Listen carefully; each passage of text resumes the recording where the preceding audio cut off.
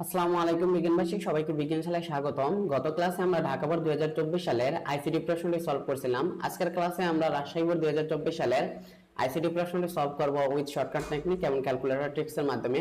তো আমরা যদি দেখি আমাদের প্রথম যে প্রশ্নটি আছে, নিচের কোনটি ওয়্যারলেস ম্যানের উদাহরণ? দ্যাট মিন্স হচ্ছে W man, M A N man.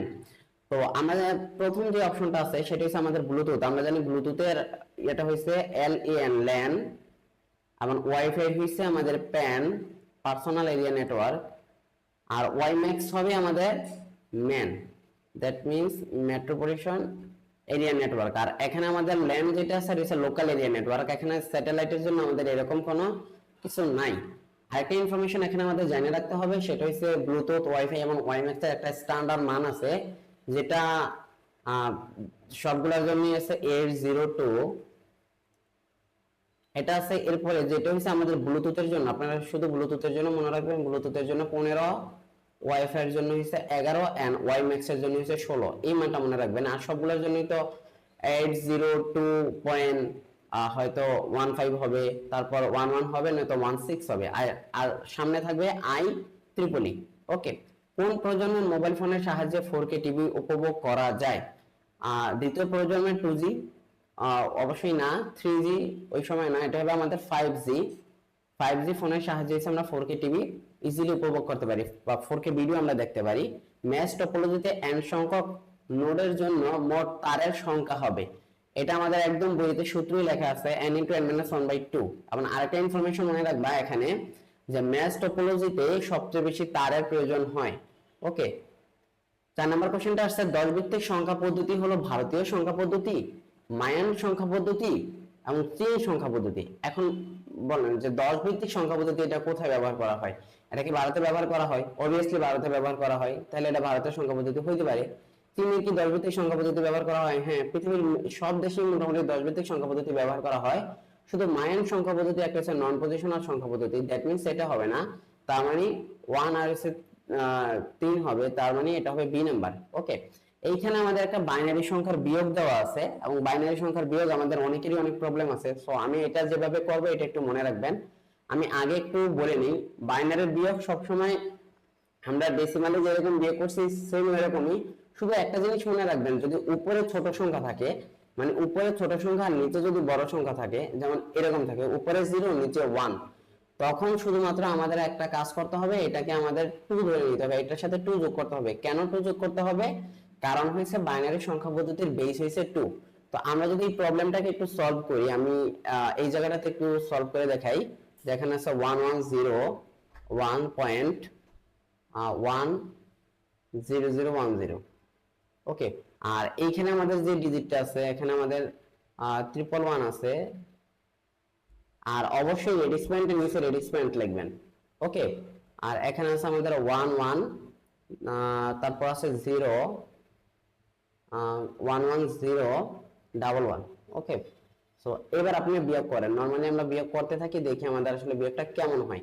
দেখেন নিচে 1 আছে, উপরে উপরে আছে 0, তার মানে কি উপরে ছোট নিচে বড়। তো আমি বলছিলাম যদি উপরে ছোট হয় তাহলে অবশ্যই কি করবেন, আপনি 2 যোগ করে নেবেন। তাহলে যদি আমি 0 এর সাথে 2 যোগ করি, তাহলে উপরে আছে 2, নিচে আছে কত? 1। উপরে 2 আছে, নিচে আছে 1, তাহলে এটা আমাদের এখানে আসবে কত? 1। যেহেতু আমি একবার 2 যোগ করছি, এজন্য আমাদের হাতে আছে কত? হাতে আছে 1। এই হাতে থাকা 1টাকে আমি এই নিচের সংখ্যাটার সাথে 1 এর সাথে যোগ করব। তো 1 এর সাথে যদি হাতে থাকা সংখ্যাটাকে আমি যোগ করি, তাহলে এই 1 এর সাথে যদি আমি যোগ করি, দেখেন এই যে এই 1টা, এই 1 এর সাথে যদি 1 যোগ করি তাহলে হইতেছে 2। আর এইখানে আছে 1, দেখেন আবার উপরে হইছে 1, নিচে হইছে কত? 2। তাহলে নিচে 2 আর উপরে 1 ছোট হয়ে গেছে। তো ছোট হওয়ার কারণে উপরে আমি 2 যোগ করব। তো উপরে যদি 2 যোগ করি তাহলে উপরে আসতেছে আমার কত? 3, নিচে আসতেছে 2। বিয়োগ করলে আমার কত আসবে? 1। তারপরে আবার আমার কি করতে হবে? আবার আমার 1টা এই নিচে যোগ করতে হবে, 0 এর সাথে যোগ করতে হবে। তাহলে এখানে আছে কত? 1 আর উপরে আছে কত? 0। তাহলে এর সাথে আবার 2 যোগ করতে হবে, 2। মানে এইখানে তাহলে আমার আসতে আছে 2 আর নিচে আসতে আছে কত? 1। তাহলে এখানে যদি 1 আসে, বিয়োগ করলে কত? 1। এবার যেহেতু আবার আমি যোগ করছি, তাহলে আবার এটার সাথে আমার 1 যোগ করতে হবে। তাহলে এইবার এই ডিজিটটা হয়ে যাবে 2, এই ডিজিটটা হবে 2। আর এইখানে যেহেতু 0 আছে, তাহলে এটার সাথে কত যোগ হবে? আবার আমার 2 যোগ হয়ে যাবে। দেখেন এইখান থেকে আমার হাতে ছিল 1, তো 1 যদি এই পাশে আমার আসে, তো 1 আসলে এখানে আমার হয়ে যেতেছে 2। তো 2 আর এখানে আছে আমার কত? 0। তাহলে যেহেতু ছোট তাহলে এখানে আবার আমার 2 যোগ করতে হবে, যেহেতু আমি এটার সাথে 2 যোগ করব, তো 2 যোগ করার কারণে এখানে আমার কত হবে 2 আর নিচে আছে 2, তো এটা হয়ে যাবে কত 0। এবার আবার আমার হাতে আছে 1, যেহেতু 2 যোগ করছি 1, তাহলে এই ডিজিটটা আমার হয়ে যেতেছে 2 আর এখানে আছে 1, তো এবার 1 থেকে বিয়োগ করতে হলে আবার এটার সাথে 2 যোগ করতে হবে, তাহলে এটা হয়ে যাবে আমার আলটিমেটলি 3, তাহলে 3 থেকে 2 গেলে 1। ওকে, এখানে রেডিক্স পয়েন্ট বরাবর আমি রেডিক্স পয়েন্ট দিয়ে দিতে পারি। আর এখানে আবার হাতে আছে 1, তো 1 যোগ করলে এখানে হবে আমার 2 আর এখানে আমার আছে কত 1, তো এটা হয়ে যাবে আমার আলটিমেটলি কত 3, তো 2 থেকে 3 গেলে আবার হচ্ছে 1, দ্যাট মিন্স আবার আমার এখানে 1 যোগ করতে হবে, 1 যোগ করলে এখানে কত আসছে 2, হ্যাঁ এটার সাথে যদি আবার আমি 2 যোগ করি তাহলে এইখানে হবে 2 আর এইখানে হইতেছে আমার 2, দ্যাট মিন্স আমার 2 2 চলে গেলে কত 0, আবার আমার 1 যোগ করতে হবে, তো 1 যোগ করলে এবার আমার কত আসছে 2 আর এইবার দেখেন এখানে আছে আমার কত 1, তো এই পাশে 1 থাকলে তো আবার কত যোগ করতে হবে 2, তাহলে এটা হয়ে যাইতেছে আমার 3, তাই 3 থেকে যদি 2 যায় তাহলে হচ্ছে 1। এবার আমার হাতে আছে কত 1, এই দেখেন এই হাতে থাকা 1 এটার সাথে আমি যোগ করে দিলাম 1 আর উপরে আছে কত 0, দ্যাট মিন্স আমার आंसर হবে এরকম 101। তাহলে 101 কোথায় আছে, 101 এইটাতে নাই, এইটা আর এইটাতে আছে, দেখেন বি নাম্বার আর ডি নাম্বারে আছে।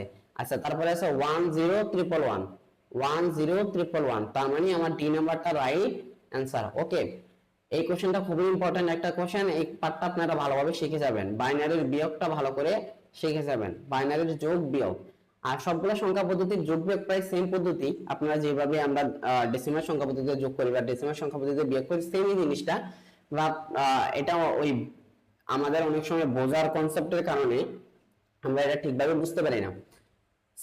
6 নম্বর যে প্রশ্নটা আছে 4 বিট বিশিষ্ট কোড কোনটি, অক্টাল কোড, অক্টাল নামে কোনো কোডই নেই ভাই।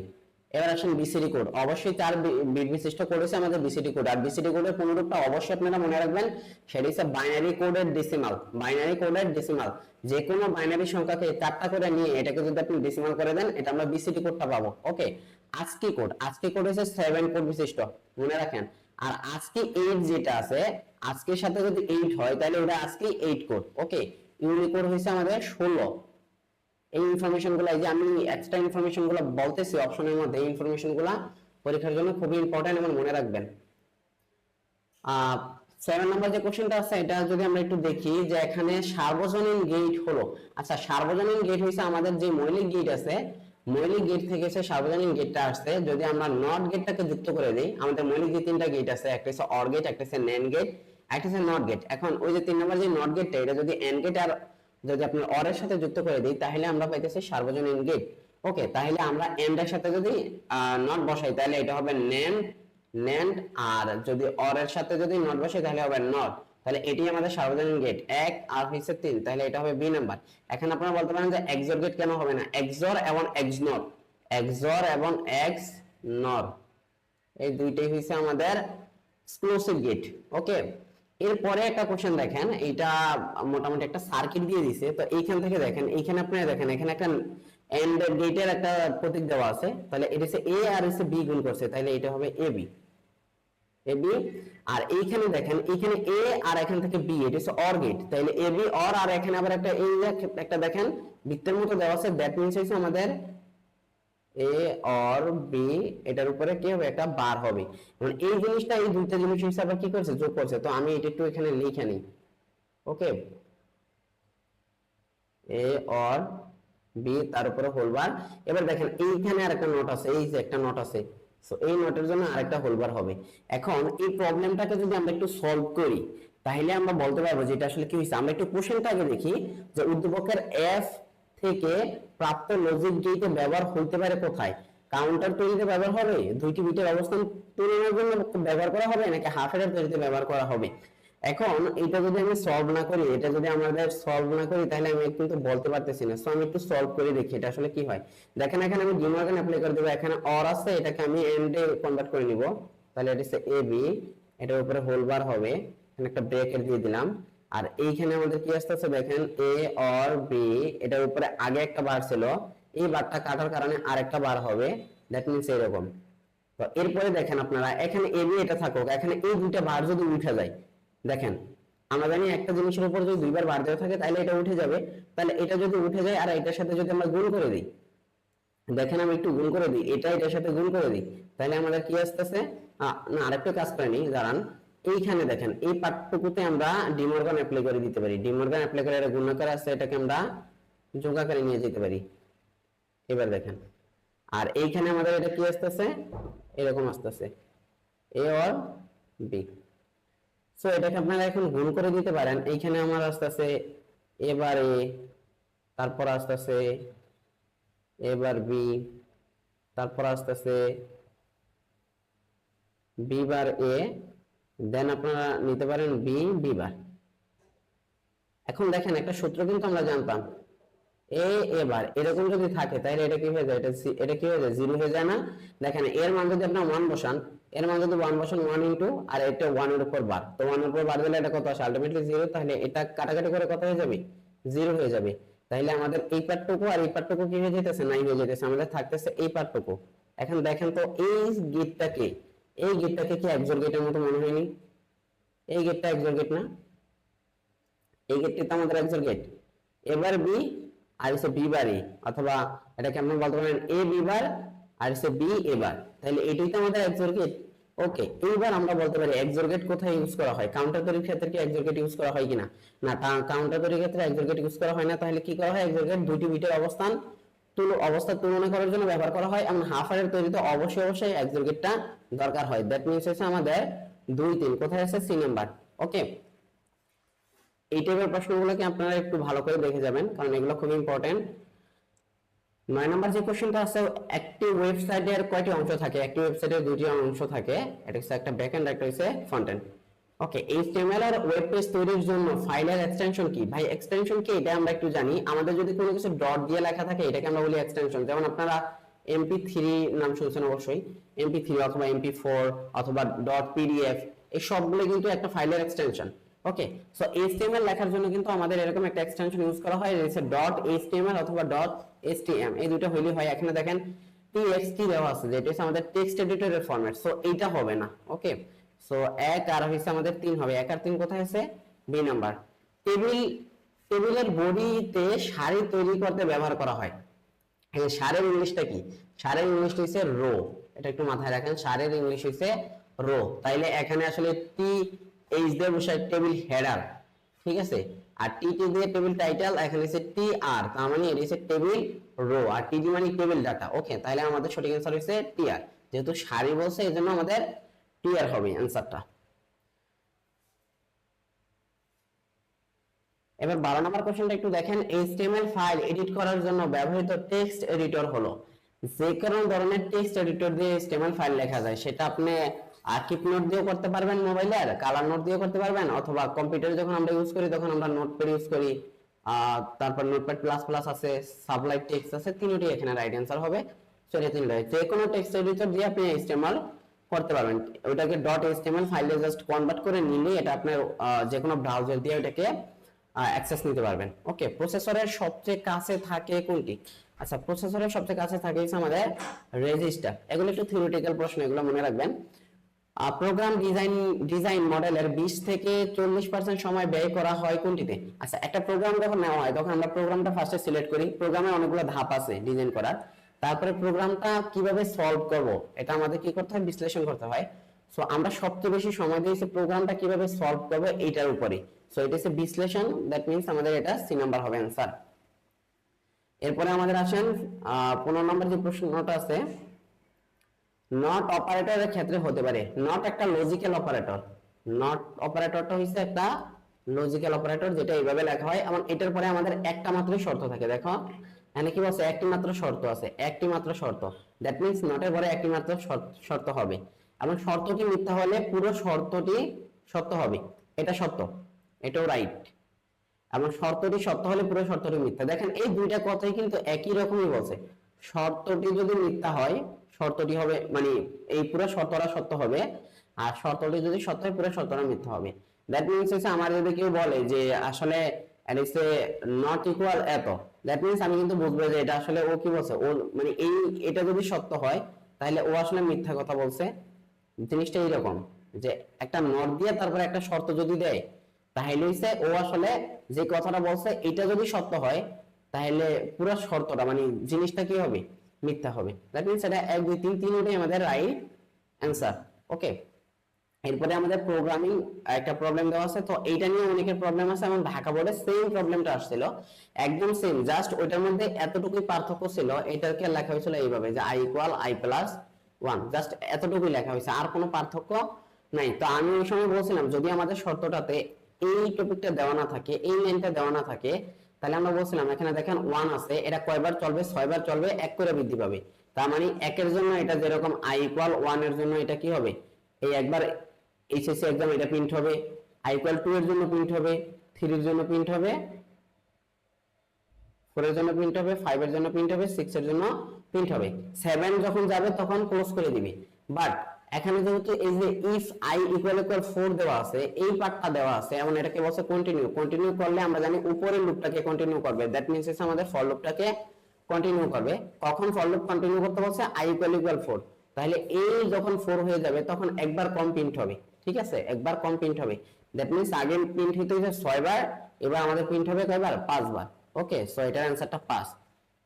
ওকে, এরপরে আমাদের আরেকটা প্রোগ্রামিং এর প্রবলেম দেওয়া আছে, যেটা আমাদের বলছে ইন্টিজার দুইটা ভ্যালু দেওয়া আছে, ভেরিয়েবল a এবং b, এবং b এর মানটা বলা হয়েছে 10। ওকে, আর এখানে বলছে a ইকুয়াল কত, a equal b modulus of 5। এই মডুলাস দিয়ে আসলে কি বোঝায়, মডুলাস দিয়ে হচ্ছে ভাগশেষ বোঝায়, ভাগশেষ, ভাগশেষ। তাইলে আমরা এটা হচ্ছে আমাদের এখানে কি বলছে, b এর মান কত, b এর মান হচ্ছে 10। এখন 10 কে যদি আমরা ছোটবেলা থেকে আমরা যদি ভাগ করার পদ্ধতি 10 কে যদি 5 দ্বারা ভাগ করে, তাহলে কি ভাগশেষ থাকে, কত হয়ে যায়, 5 দুগুণে 10 হয়ে যায়, এই যে ভাগশেষ, এই ভাগশেষ কত আসছে, 0। সো এর অ্যানসার হবে 0। অনেকে এটার অ্যানসারটা হচ্ছে 2 দিয়ে দিবে, অনেকে ভাববে যে এই যে দেখেন a প্রিন্ট করতে বলছে, তো অনেকে ভাববে যে এটা আসলে অ্যানসার মনে হয় এতকে ভাগ করলে 2 হয়, তো অ্যানসারটা মনে হয় 2 হবে। ব্যাপারটা আসলে এটা না, যখন মডুলাস দেওয়া থাকবে তখন আপনার বুঝতে হবে এটা কি কি বের করতে বলছে, ভাগশেষের অ্যানসার চাইছে। আর যদি আপনাকে শুরু b/a বলতো, যদি b/a বলতো, তাহলে আপনার অ্যানসার হইতো 2। ওকে, যদি b/a বলতো তাহলে অ্যানসার হইছে 2। এর পরের প্রবলেমটাতে আমরা যাই। C programming language, C programming language একটি কেস সেনসিটিভ ল্যাঙ্গুয়েজ, অবশ্যই কেস সেনসিটিভ ল্যাঙ্গুয়েজ, কারণ সিতে আপনি কখনোই বড় হাতের আর ছোট হাতের জিনিসটা একরকম না। যেমন আপনি কখনোই এরকম লিখতে পারবেন না প্রিন্টএফ, এটা আপনি কখনোই সিতে লিখতে পারবেন না। অথবা সিতে যদি আপনি এরকম এন একটা ভেরিয়েবল ডিক্লেয়ার করেন, এমন ছোট হাতের এন ডিক্লেয়ার করেন, দুইটা আলাদা জিনিস, একই রকম না। অর্থাৎ ক্যাপিটাল লেটার এবং স্মল লেটারের মধ্যে পার্থক্য থাকে।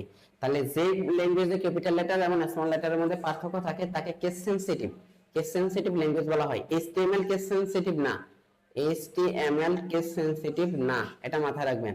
এইচটিএমএল এর ছোট হাতের আর বড় হাতের দুইটাই সেম জিনিস। ওকে, আর এইচটিএমএল আবার প্রোগ্রামিং ল্যাঙ্গুয়েজ না, এটাও মাথায় রাখবেন, এইচটিএমএল কোনো প্রোগ্রামিং ল্যাঙ্গুয়েজ না। ওকে, সি একটি মধ্যম স্তরের ভাষা, অবশ্যই সি একটি মধ্যম স্তরের ভাষা, এবং সি একটি উচ্চ স্তরের ভাষা। যদি এটা মধ্যম স্তরের ভাষা সত্য হয়ে যায়, উচ্চ স্তরের ভাষা হবে না স্বাভাবিক, তাহলে এটা হবে 1 আর 3। আচ্ছা, বৈদ্যুতিক শক্তির ব্যাপক ব্যবহার ছিল কোন শিল্প বিপ্লবে? বৈদ্যুতিক শক্তিটা আমাদের আসছে আসলে দ্বিতীয় যে শিল্প বিপ্লবটা ছিল ওইটার সময়, আর এখন তো আমাদের ওরা চতুর্থ শিল্প বিপ্লব থেকে পঞ্চম শিল্প বিপ্লবে রূপান্তর হইতেছে। এমন বর্তমান যুগটাই জানেন যে এআই যুগ। সো এআই দিয়ে এমন এখন শিল্প বিপ্লবে এআই দিয়ে এমন কিছু করা যাইতেছে যেটা আসলে আর হয়তো 2 বছর আগে আমরা চিন্তা করতে পারতাম না। অনেকে হয়তো ভিউ 3, গুগলের ভিউ 3 একটা এআই সম্পর্কে জানেন, যেটা দিয়ে এত জোস ভিডিও বানানো যায়, একদম রিয়েলিস্টিক। এমন কোনটা যে এআই এআই বানাইছে আর কোনটা যে মানুষ, মানে মানুষের রিয়েল ফেস, এটা বুঝে যাইতেছে না। সো শিল্প বিপ্লব, বৈদ্যুতিক শক্তিটা হয়েছিল দ্বিতীয় শিল্প বিপ্লব, আর বর্তমান চতুর্থ শিল্প বিপ্লব চলতেছে। তো এগুলো একটু মাথায় রাখেন।